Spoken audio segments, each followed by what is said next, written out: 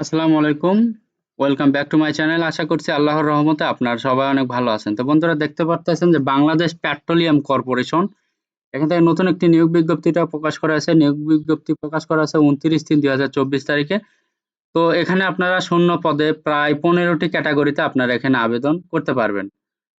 দেখেন এখানে প্রায় 15টি ক্যাটাগরিতে আপনারা এখানে আবেদন করতে পারবেন। তো কোন ক্যাটাগরি কতগুলা লোক নেওয়া হবে, বেতন স্কেল, শিক্ষাগত যোগ্যতা, এরপরে বয়স সীমা, আবেদন করতে কত টাকা খরচ পড়বে, কোন কোন জেলা থেকে আবেদন করতে পারবেন, সবকিছুই থাকছে আজকের এই ভিডিওতে। অবশ্যই আপনারা যদি আমার এই চ্যানেলে নতুন দর্শক হয়ে থাকেন, অবশ্যই আমার YouTube channel unlimited job info video চ্যানেলটি অবশ্যই সাবস্ক্রাইব করে রাখবেন এবং ভিডিওটি ভালো লাগলে অবশ্যই লাইক এবং শেয়ার করে রাখবেন। তো চলুন ভিডিওটি শুরু করা যাক। এখানে দেখতে পাচ্ছেন ১ নম্বর যে পদে লোক নেওয়া হবে এটা হচ্ছে ব্যবস্থাপক বন্টন ও বিপণন। এখানে বেতন স্কেল ধরা আছে ৩৫,৫০০ থেকে ৬৭,০১০ টাকা। তো এখানে পদ সংখ্যা ধরা আছে একটি। এখানে সর্বোচ্চ বয়সসীমা ধরা হচ্ছে ৩৩ বছর। এখানে শিক্ষাগত যোগ্যতা চেয়েছে কোনো সংশ্লিষ্ট ক্ষেত্রে ৮ বছরের অভিজ্ঞতা সম্পন্ন অভিজ্ঞতা সহ ২য় শ্রেণীর স্নাতকোত্তর ডিগ্রি অথবা ১০ বছরের অভিজ্ঞতা সহ ২য় শ্রেণীর স্নাতক ডিগ্রি থাকতে হবে। এরপর ২ নম্বর হচ্ছে উপব্যবস্থাপক পরিকল্পনা। এখানে বেতন স্কেল ধরা আছে ৩৫,৫০০ থেকে ৬৭,০১০ টাকা। এখানে পদ সংখ্যা ধরা আছে একটি। এখানে অনূর্ধ্ব ৩৩ বছর হলে আবেদন করতে পারবেন।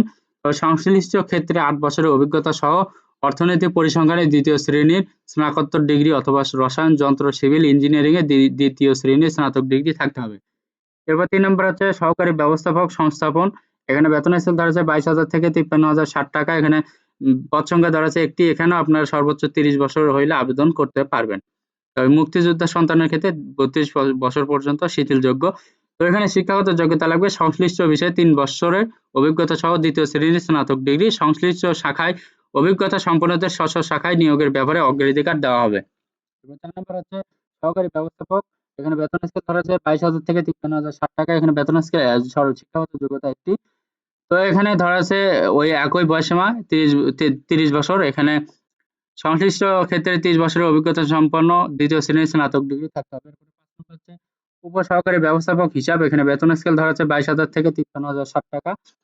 তো এখানে একটি পদে লোক নেওয়া হবে। এখানেও বেতন স্কেল শিক্ষাগত যোগ্যতা একই ৩০ এখানে বয়সসীমা একই ৩০ বছর। এখানে শিক্ষাগত যোগ্যতা চেয়েছে যে সংশ্লিষ্ট বিষয়ে ৩ বছরের অভিজ্ঞতা সহ বাণিজ্য বিষয়ে ২য় শ্রেণীর স্নাতকোত্তর ডিগ্রি থাকতে হবে।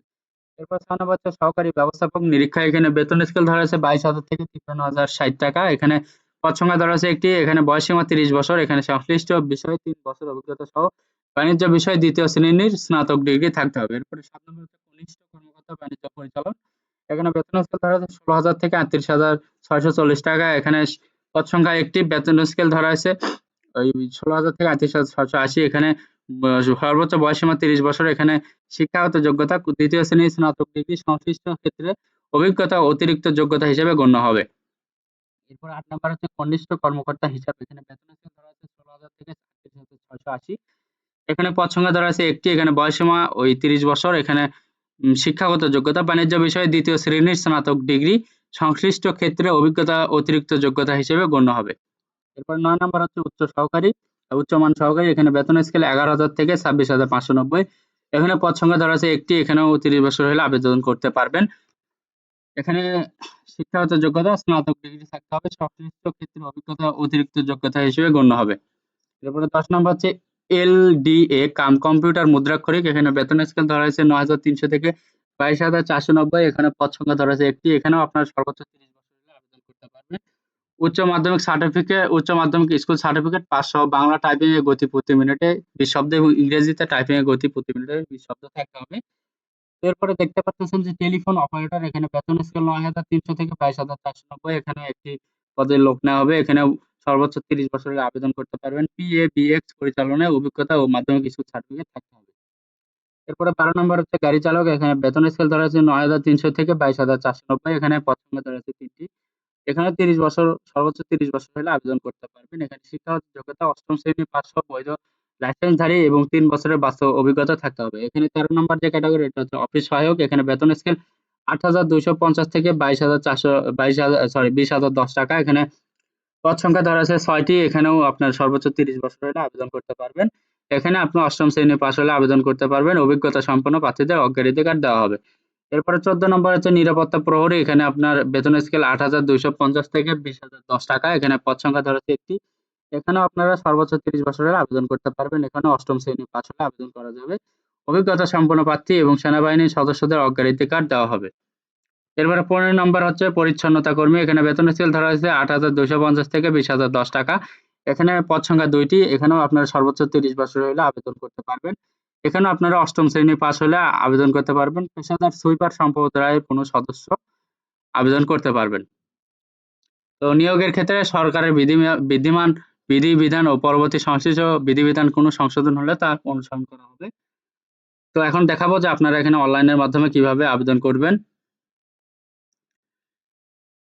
তো এখানে দেখতে পাচ্ছেন যে অনলাইনে আবেদন ইচ্ছুক প্রার্থীগণ এখানে লিঙ্ক দেওয়া আছে। এই লিঙ্কে ক্লিক করে আবেদন করতে হবে এবং আবেদনের শুরুর তারিখ হচ্ছে ১/৪/২০২৪ সকাল ১০ ঘটিকা এবং অনলাইনে আবেদনের শেষ তারিখ হচ্ছে ৩০/৪/২০২৪ বিকাল ৫ ঘটিকা। তো আপনাকে এই সময়ের ভিতরে আবেদন করতে হবে এবং আবেদনের পাশাপাশি আপনাকে ৩০০x৮০ পিক্সেল একটি রঙিন ছবি এবং ৩০০x৮০ পিক্সেল একটি স্বাক্ষর এবং ৩০০x৩০০ পিক্সেল একটি রঙিন ছবি আপলোড করতে হবে এবং অনলাইনে আবেদনের ৭২ ঘন্টার ভেতরে আপনাকে পরীক্ষার ফি বাবদ যে টাকা সেটা আপনাকে দিতে হবে। তো এখানে দেখতে পারতেছেন যে কোন ক্যাটাগরির জন্য আপনাকে কত টাকা ফি দিতে হবে। এখানে দেখতে পারতেছেন ১ থেকে ৬ নাম্বার ক্যাটাগরির জন্য আপনাকে ৬৬৯ টাকা ফি দিতে হবে। ঠিক আছে? এটা ৭২ ঘন্টার ভেতরে ৬৬৯ টাকা ফি দিতে হবে ১ থেকে ৬ নাম্বার ক্যাটাগরির জন্য এবং ৭ থেকে ৮ নং ক্যাটাগরির জন্য আপনাকে ৫৫৮ টাকা ফি দিতে হবে এবং ৯ থেকে ১২ নং ক্যাটাগরির জন্য আপনাকে ২২৩ টাকা ফি দিতে হবে এবং ১৩ থেকে ১৫ নম্বর ক্যাটাগরির জন্য আপনাকে ১১২ টাকা ফি দিতে হবে। তো ফি দেওয়ার পরে এটা আপনার ৭২ ঘন্টার ভেতরে পরীক্ষার ফি জমা দিতে হবে। ফি দেওয়ার পরে আপনি এইভাবে তাদেরকে এসএমএস দিবেন। এসএমএস দিলে তারা একটি ইউজার আইডি এবং পাসওয়ার্ড দিবে। ইউজার আইডি পাসওয়ার্ড দিয়ে আপনি তাদের এই ওয়েবসাইটে লগইন করবেন। ওয়েবসাইটে লগইন করার পরে দেখতে পারবেন সেখানে আপনার পদের নাম, এরপরে আপনার তারপরে আপনার থাকবে হচ্ছে ছবি, পরীক্ষার তারিখ, রোল নাম্বার, সময় ও ভেন্যুর নাম ইত্যাদি সম্বলিত একটি প্রবেশপত্র থাকবে। অবশ্যই সেটি রঙিন প্রিন্ট করে বের করে নিবেন। বের করে নেওয়ার পরে আপনারা লিখিত পরীক্ষায় অংশগ্রহণ করবেন। তো বন্ধুরা, যদি আপনাদের এখানে শিক্ষাগত যোগ্যতা মিলে অবশ্যই আপনারা এখানে আবেদন করবেন।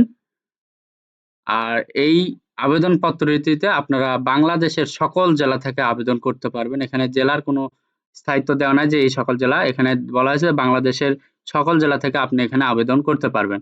তো যদি ভিডিওটি ভালো লাগে অবশ্যই আমার channel unlimited job info video চ্যানেলটি অবশ্যই সাবস্ক্রাইব করে রাখবেন এবং আমার এই ভিডিওটি অবশ্যই লাইক এবং শেয়ার করে রাখবেন যাতে আপনি ভিডিওটি দেখার পাশাপাশি আপনার বন্ধুরাও এখান থেকে দেখে উপকৃত হতে পারে। তো সবার জন্য অনেক অনেক শুভকামনা। সবাই ভালো থাকবেন, সুস্থ থাকবেন। আল্লাহ হাফেজ। দেখা হচ্ছে নতুন কোনো ভিডিওতে। Thanks for watching. Please like, share, subscribe.